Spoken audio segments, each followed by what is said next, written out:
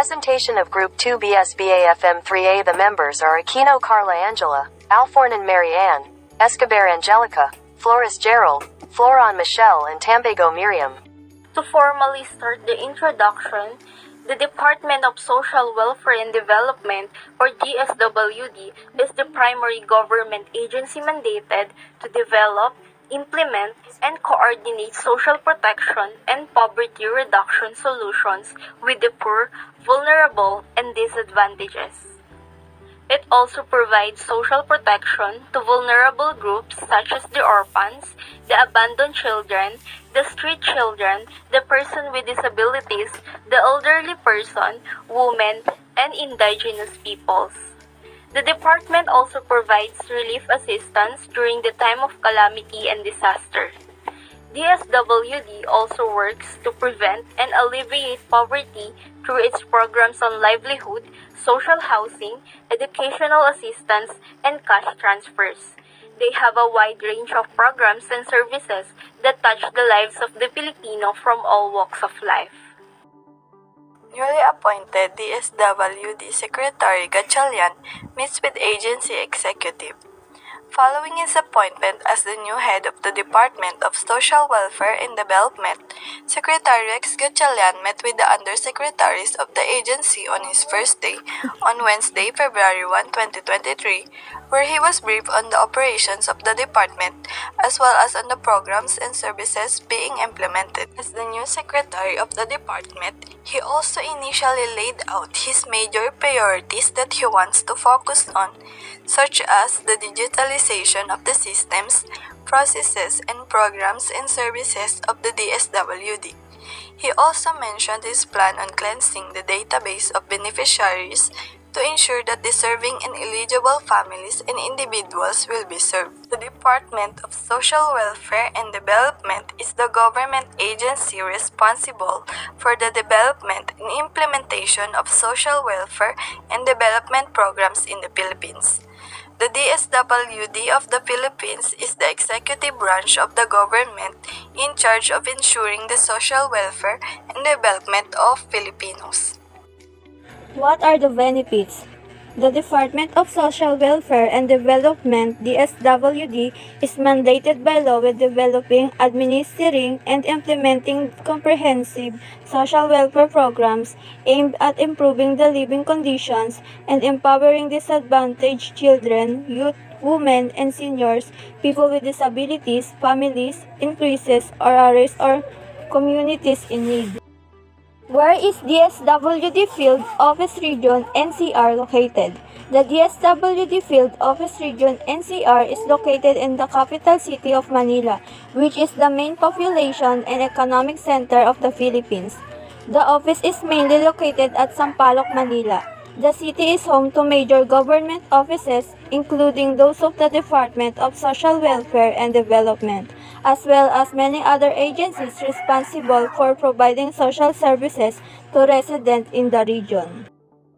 Vision. DSWD envision an empowered and resilient society where Filipinos enjoy and improve quality of life, are free from hunger, poverty, abuse, and exploitation, have equitably access to development opportunities enabled by a fair, just, and peaceful governance.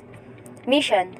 As the authority in the social welfare and development sector, the DSWD shall develop and advocate policies, plans, standard, and responsible programs, capacitate partners, and empower stakeholders for a more accessible, efficient, effective, and accountable service delivery.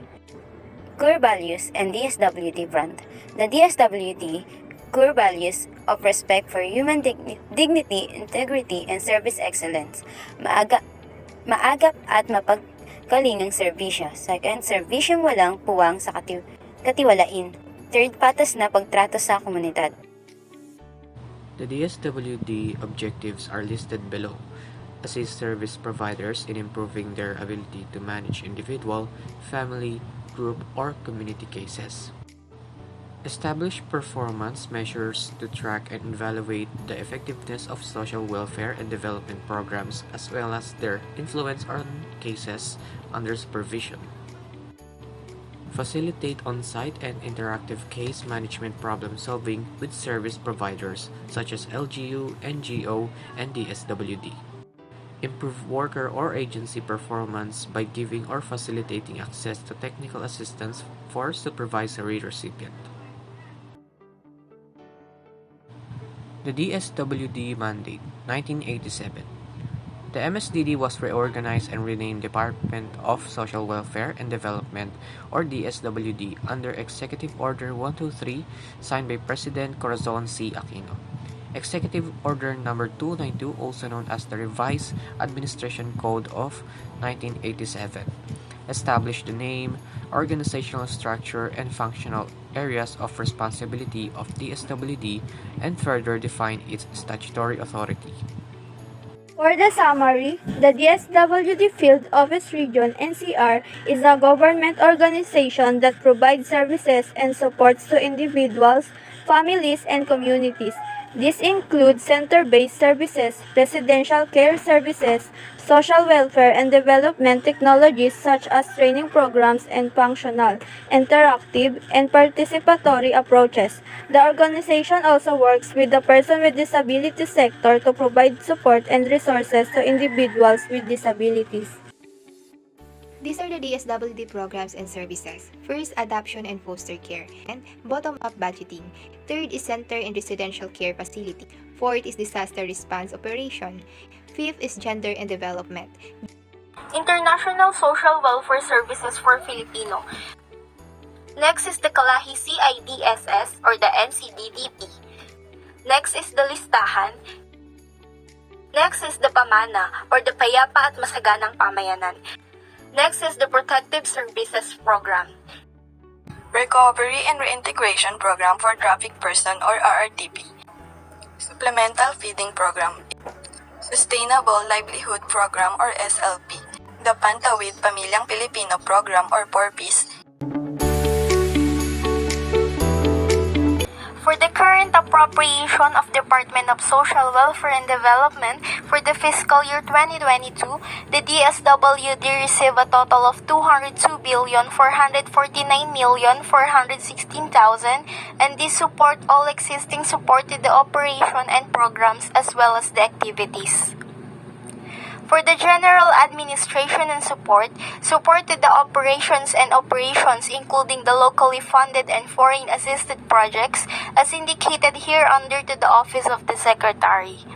In the programs contain a general administration and support, promotive social welfare programs, protective social welfare program, disaster response and management program, the Social Welfare and Development Agency's regulatory program, social welfare and development technical assistance and research augmentation, program in the personal services, in the maintenance and other operating expenses, financial expenses, the capital outlays, as in the overall total for the current operating expenditures.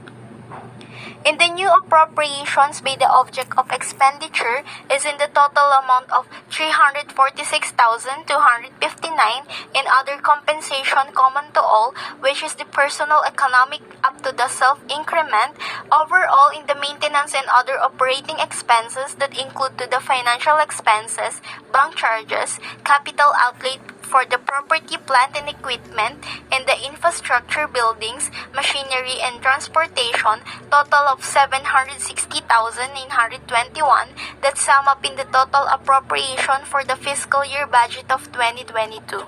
For the special provision first is the Pantawid Pamilya Pilipino Program.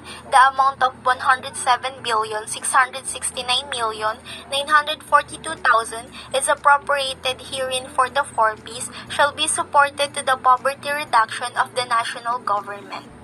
The rice subsidy. The amount of 28,124,446,000 is appropriated under the 4Ps shall be used for the provision of rice subsidy amounting to 600 pesos a month. The Protective Services Program, these include food assistance, food packs, transportation, medical and assistance to the student, cash food for work, in especially difficult circumstances who are vulnerable at risk or affected by the COVID-19 pandemic or other calamities. The social pension for indigent senior citizen, the amount of 25,018,015,000 pesos appropriated for the social pension for the indigent senior citizen, in no case shall more than 5% of the said amount be used for the administrative expenses. The trust received from the proceeds from the sale of the Welfareville property is the cost of the relocation of the National Capital Region to promote a Child Welfare and Development Fund. The Quick Response Fund, the amount of 1,250,000,000 is used for the rehabilitation and relief programs in order that the situation and living condition of the Filipino in the communities or areas affected by a human-induced calamities. The Payapa at Masaganang Pamayanan Program, the amount of 879,557,000 pesos shall be used exclusively to implement projects in the conflict-affected areas already identified. The Supplementary Feeding Program, the feeding shall be administered in the Child Development Center, Daycare Center, or any other appropriate facility. The Cash for Work Program, the amount appropriated herein shall be used to provide cash for the work for no-income or low-income families, which is the person with disabilities families in conflict affected in the communities. The Fisher Folk Income Support, a social protection system including income support for the Fisher Folk whose livelihoods are negatively affected during periods. The Social Protection Program for the adolescent mother and their children, the amount of 10 million pesos appropriated herein used for the implementation of the approved strategies and interventions under such programs development by the DSWD. The reporting and posting requirements, the submission of the quarterly reports on its financial and physical accomplishments shall be in the accordance with the Section 99 of the General Provision of this Act. The appropriations for the programs and specific activities, the amount appropriated herein for the programs of the agency shall be used for the specifically for the following activities or project in the indicated amount and conditions. For the appropriation by expenditure program as a whole budget of fiscal year 2022, we can see the annual amount for its designated programs, projects, and services. Based on the statement of appropriation by object of expenditure program, the maintenance and other operating expenses is the biggest amount worth 192,091,997. And as we all know that maintenance and other operating expenses or MOOE has the biggest percentage with 98.7% out of other resources. To ensure that all Filipinos across our nation will have the access to social protection, poverty reduction solution, cash assistance, and other projects and programs for the poor, vulnerable, and disadvantaged individuals, the total budget of 202,449,416,000 would go directly to the regions. The pie chart represents the budget allocation of the Department of Social Welfare and Development per region in the Philippines for the year 2022. The percentage indicate the proportion of the total DSWD budget allocated to each region. The National Capital Region has the highest budget allocation at 19%, followed by Region 8 with 10%. Regions 4A and 1 have the same budget allocation at 8%. Region 4B has a budget allocation of 6%, while Region 3 and 10 have 7% and 6% budget allocation respectively. Regions 2, CAR 5, 7, 11, 12, and 13 have lower budget allocations ranging from 5% to 3%. It is important to note that the budget allocation of the DSWD per region is based on various factors such as population, poverty incidence, and other socioeconomic indicators. The allocation of funds aims to provide social welfare and development services to the marginalized and disadvantaged sectors of society across the different regions of the country.